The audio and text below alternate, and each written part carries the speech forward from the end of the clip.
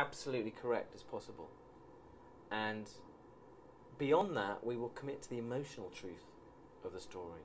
We're telling a greater thing than just you and your arm being severed and your escape. It's about where you were as a person in your life at that time. And that's the way audiences will respond to this story, really. More than just a survival story. And he got that. And he told us some very honest, difficult stuff about what he was up to in his life at that time. And it wasn't pretty. And he allowed us to put that in the movie. Very bravely and with a great deal of trust, I think. And I think it's true on a very deep level to Aron's state of mind and where he was at that stage in his life. And I think if you ask him, he would say the same. Now, I asked both Danny and James this morning that the idea of time is quite crucial to this 4.5 days that decide whether he's going to live or die. And it's a very moving concept. I think we spend most of our time not thinking about how much time. Yes. And I'm curious, as you evolve as an artist, how has time changed for you? Do you feel a certain pressure not to do certain types of works at this point in your life? What an interesting question.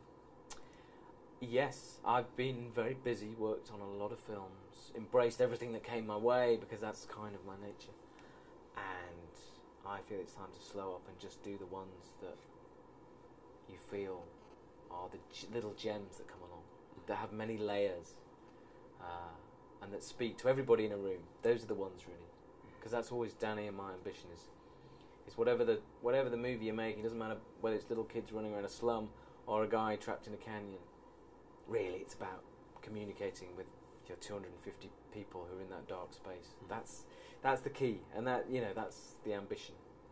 My last question: were you in that space yourself? Did you see where Aron actually? Oh yeah. You can't write a story like this without going down there. Yeah, the boulder's still there, and a very small and unimpressive little thing it is too. I mean, you're surrounded by much, much bigger things, and there's a rock like that, and you think, wow, that little rock caused all this trouble. It's amazing how the collateral effect of all this is just one thing, one statement, one gesture can change a lot of things. Simon, thank you so much, sir. Really nice.